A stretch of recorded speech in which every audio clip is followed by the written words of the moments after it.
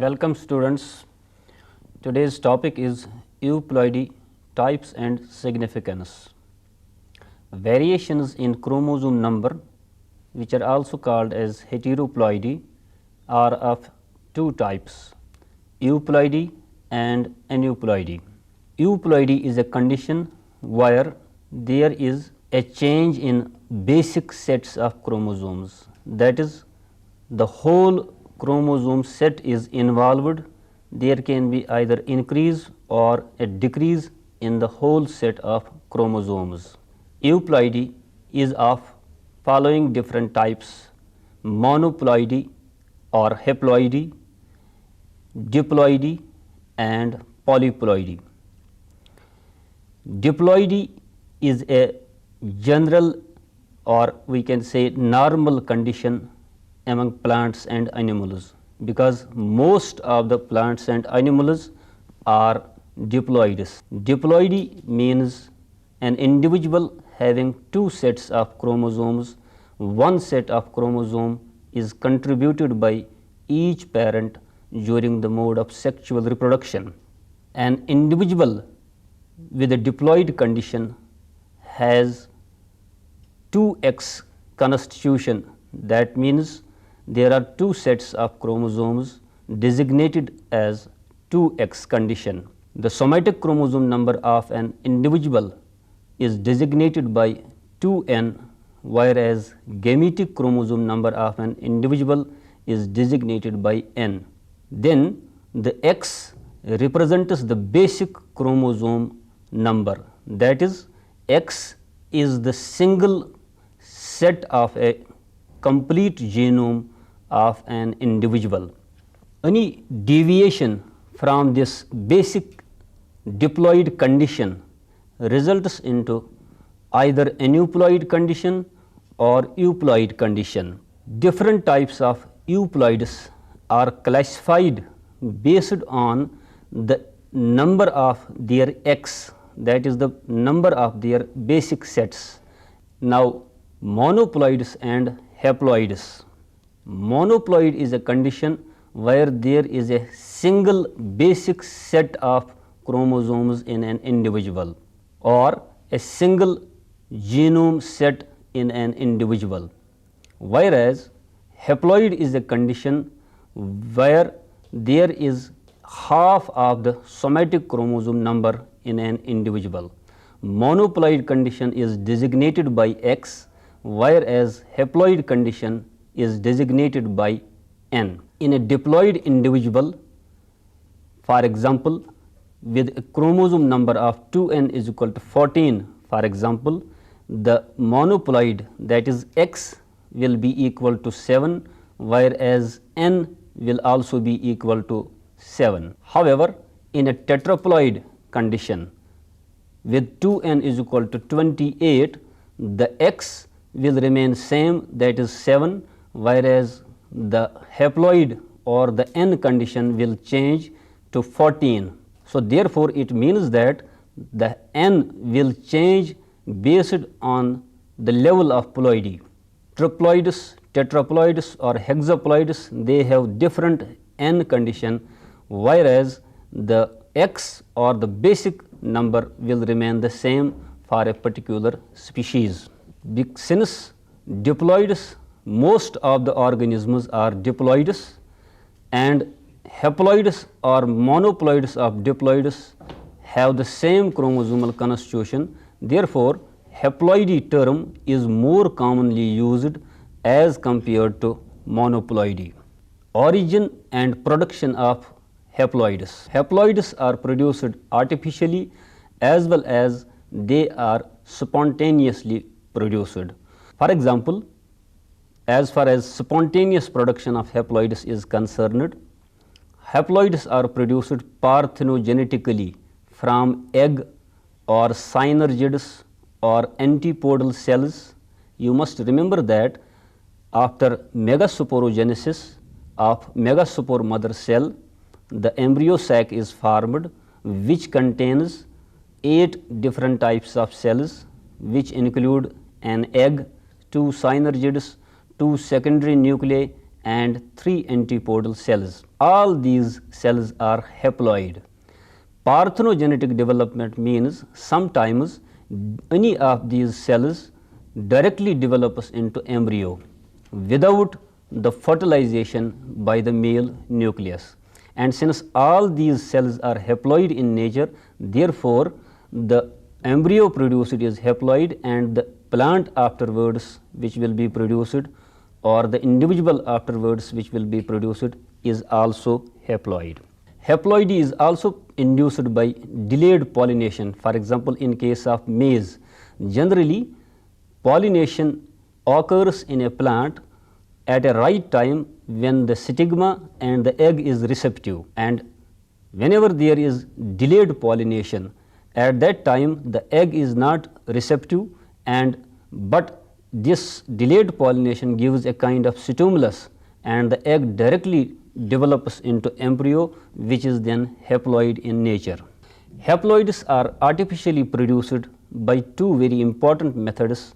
One is called the distant hybridization, which is very commonly known as bulbosome technique. This technique was developed by Kasha and Kav in 1970. In this bulbosome technique, Hardium vulgare was crossed with Hardium bulbosum, and after the zygote formation, the further development of zygote leading to embryo formation. During this development, the chromosomes of Hardium bulbosum started eliminating one by one, and the embryo finally received chromosomes of only Hardium vulgare. And in this way, since there was only one genome in the embryo and the plant raised from that embryo became haploid, known as Hardium vulgare. This bulbosome technique was then applied to different plants like barley, maize, etc. Then the most important method of haploid production was developed by Guha and Maheshwari in 1970, known as anther or pollen culture. You must know that as far as these anthers are concerned, anthers contain microspore mother cells which undergo meiosis and lead to the formation of microspores or later on pollen grains. These microspores or pollen grains are haploid in nature, and tissue culture is a technique where these pollen grains are grown on a suitable culture medium. Since these pollen grains are haploid in nature and the callus produced from these pollen grains are then haploid in nature, and the plant afterwards regenerated from the callus are haploid plants. This technique is so powerful that it has been now applied in almost all crop plants and is widely used at present for production of haploids. Uses of haploids. One of the most important application of haploids is the production of homozygous diploid lines, which we also called as pure lines. Generally, in conventional plant breeding methods, it takes 10 to 12 years to develop a pure line. Pure line means a complete homozygous plant, but haploids, when they are converted into diploids by colchicine treatments, they become completely homozygous. Haploidy is also used for technique known as hybrid sorting. When two different plants are crossed, then it takes several years to identify a best recombinant plant which could be used as a new variety. But by using this haploid breeding method, we can isolate a better plant at the F1 generation and culture its pollen and develop a new recombinant haploid plant, which is then made homozygous diploid by colchicine treatment. Haploids are used for induction of mutations. Generally, mutations are recessive in nature and they do not express in the immediate first generation because their dominant counterparts do not allow them to express. But when a plant is haploid, any mutation which is induced is expressed immediately in the first generation, and in this way we are able to detect such recessive mutations so that we make them the such plants then homozygous diploid for releasing them as new crop varieties. Haploids are also used for the production of aneuploids or alien addition and alien substitution lines. Aneuploids means the plants which carry one or more chromosomes extra or less, whereas alien addition line is a line which contains a one pair of chromosome extra. Alien substitution line contains a chromosome substitution by another chromosome in a particular individual.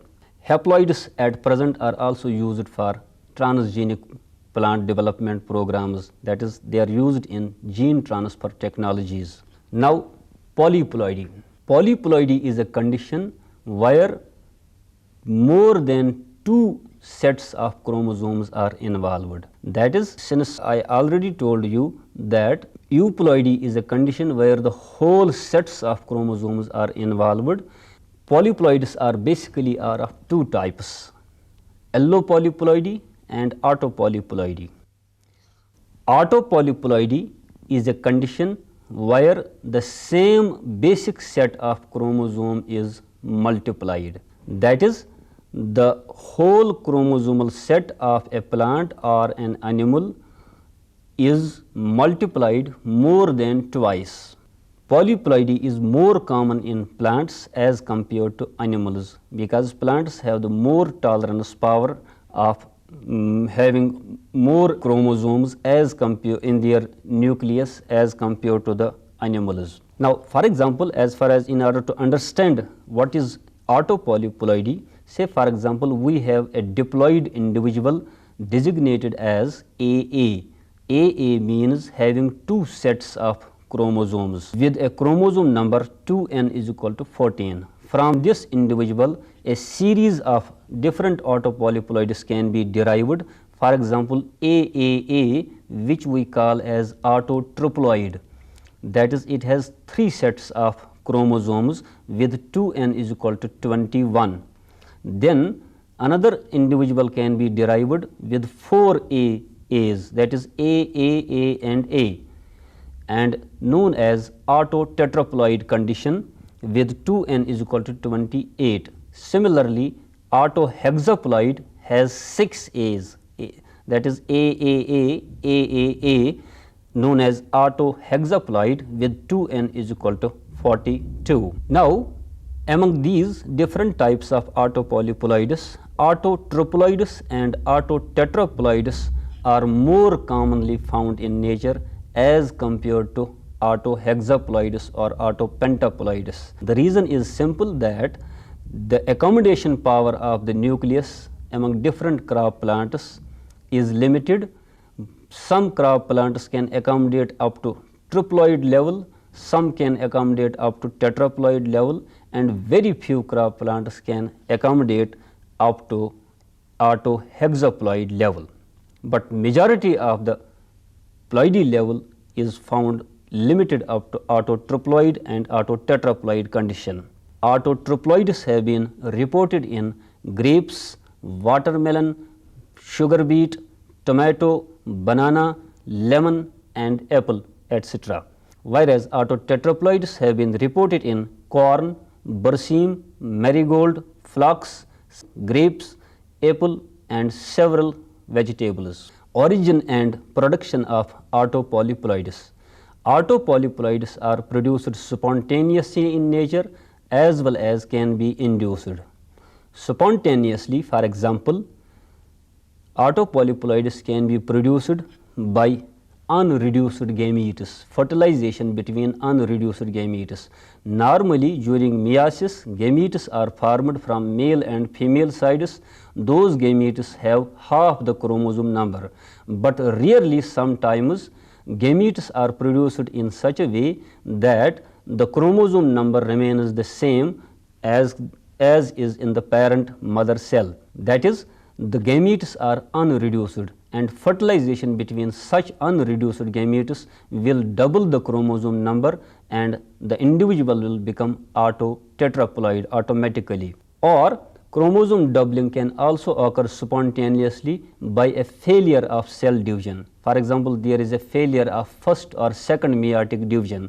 The chromosome has doubled during the prophase stage during the replication, but the further division of the cell, particularly at the time of anaphase, segregation of chromosome does not take place or cell plate formation does not take place, and hence the cell remains in a doubled manner, doubled chromosome condition, and this results into an autotetraploid condition. Similarly, then autotetraploids can also be induced or produced artificially. For example, autotriploids could be produced by crossing autotetraploids and diploid individuals. However, the best method of production, artificial production of autopolyploids is by colchicine treatment.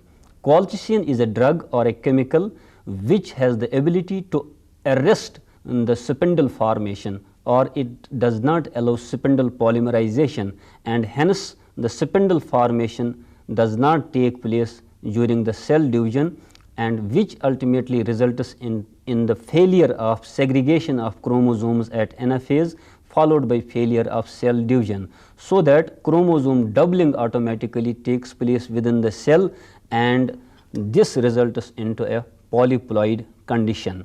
Morphological features and applications of autopolyploids. In general, basically autopolyploids show gigantism. Gigantism means increased size of different plant parts like leaves, flowers, fruits and seeds, etc. Autopolyploids show larger cell size, stomatal size increases as compared to the diploids, then there are larger pollen grains as compared to the diploids. Autopolyploids are characterized by slow growth, and hence they show delayed flowering and delayed maturity. Autopolyploids have reduced fertility due to irregular chromosomal behavior and genotypic imbalance. Autotetraploids have been produced in several fruit crops like vegetables, ornamentals and forage crops. You must remember that autotetraploids are produced in those plants where seed is the economic product, or where larger sized fruit is the requirement, larger sized seed or larger sized leaves are the requirement. And autotetraploids have characteristic feature of increasing the size of various plant parts, whereas autotriploids, because of their very irregular meiotic behavior, they produce seedless fruits, and such triploids are produced in those plants where seed is not economically important.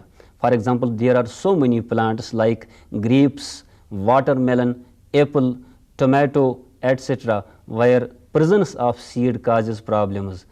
Autotetraploidy is also used in overcoming various failures in distant hybridization.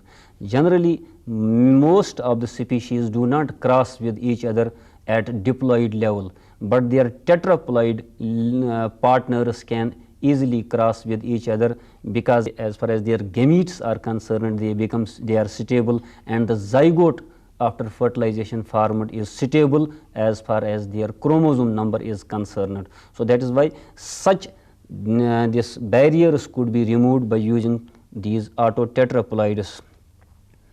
Some of the examples of autopolyploids include, for example, potato with 4x is equal to 48, coffee with 4x is equal to 44, alfalfa with 4x is equal to 32, peanut with 4x is equal to 40, sweet potato 6x, it is an autohexaploid with 6x is equal to 90, banana with 3x is equal to 33, apple with 3x is equal to 51, it is an autotriploid apple. Then next is allopolyploidy. Allopolyploids are formed by hybridization between two or more than two different species. Interspecific or intergeneric crosses can be used for allopolyploid production, but when we cross two different species, as I told you, most of the species are diploid in nature. The hybrid produced between two species is always sterile in nature. So, this must be followed by chromosome doubling. So, then only the allo polyploids can survive. Otherwise, allo polyploids at diploid level do not survive, because the chromosomes of two different genomes which are brought together do not pair with each other, and hence they the zygote immediately after which is formed will not survive under such conditions, or the whole plant which is produced by this crossing two different species will not survive at all because of irregular meiosis, etc. Then this chromosome doubling of this hybrid can occur either spontaneously in nature, or it can also be induced by using colchicine treatment, as I already discussed. As far as their origin is concerned, allo polyploids have been produced in nature by spontaneous chromosome doubling.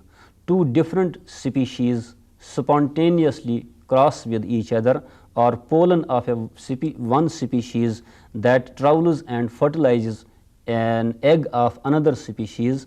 The hybrid produced mostly do not survive, but rarely during the course of evolution there is chromosome doubling. This zygote formation is followed by chromosome doubling, and in this way an allotetraploid is formed.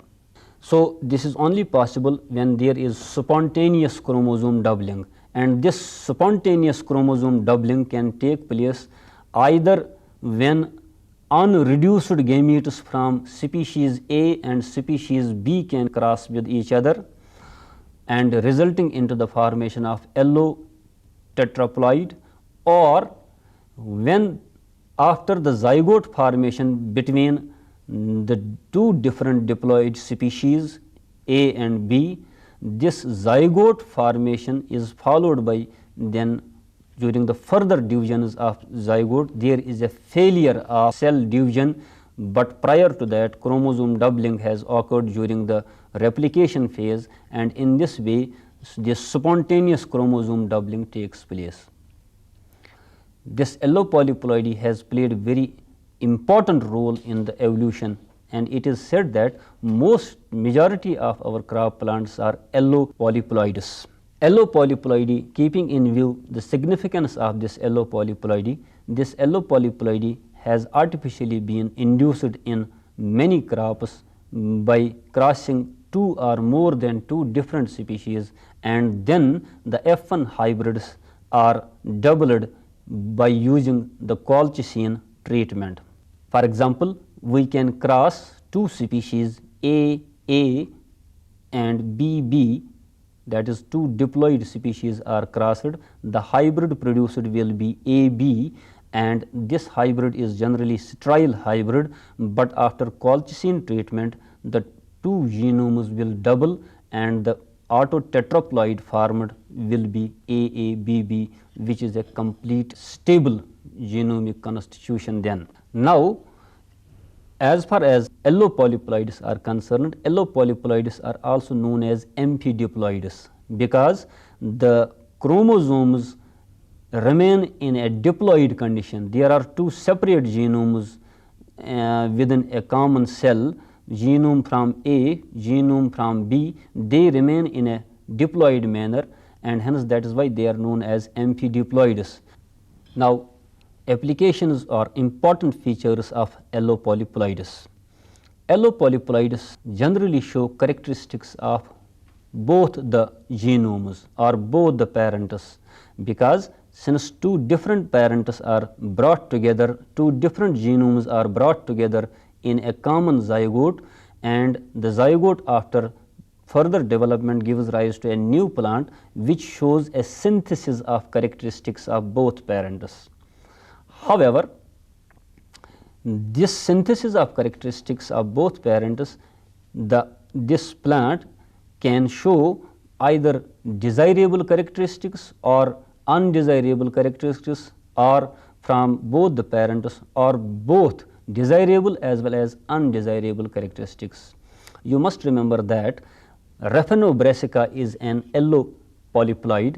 It was produced with the intention that genomes of two different plants could combine. For example, in this case Raphanus sativus, which we call as radish, and Brassica oleracea, which we call as cabbage, is involved, and the intention was to combine the leaves of cabbage and the root of radish, so that in a single combined plant both these radish as well as leaves are produced. But when this cross was made, unfortunately the hybrid produced leaves of the radish and root of cabbage. So, this was an undesirable hybrid produced, or the undesirable characteristics were produced in the hybrid. On the other hand, triticale is one of the best examples, which we call as first man-made cereal. It was produced by crossing two different species. Rye, which we call as scale cereal, was crossed with the Triticum aestivum, that is the common bread wheat, and the hybrid produced was the successful hybrid because it contains two important characteristics from both the parents. It has the hardiness of rye and the yielding ability of wheat. Then allopolyploids have better adaptability than diploids. Basically, this is one of the most important aspects of these allopolyploids, and because of which it is thought that, it is said that during the course of evolution, since different climatic conditions are being faced by these plants and animals, so during the course of this evolution many different plants might have crossed with each other, followed by chromosome doubling to give rise to new characteristics, to combine the genomes of two different plants, producing a new plant known as allopolyploid, which could have characteristics of both the parents. Similarly, many allopolyploids are apomictic in nature. Apomixis means a condition where seed is produced without fertilization. So, these allopolyploids have this inherent characteristic property, that is, they produce seeds without fertilization. This is not found in all types of allopolyploids, but many allopolyploids like Taraxacum, Parthenium, Rubus, Fritillaria, Tulipa, etc. Similarly, allopolyploids help in creation of new species with characteristics from both the parents. This already, as I explained, that as far as the modern plant breeding is concerned, the different species are crossed in order to create new species, and same is the true in under natural conditions. Different species evolve by hybridizing with each other and giving rise to new species, which are called as allotetraploids. So, in conclusion, today's topic we discussed about the euploidy. The summarized form of this euploidy is that it is a condition where the whole sets of genomes are involved. There are three types of this euploidy: monoploidy, diploidy and polyploidy. This was all for today's topic. See you next time.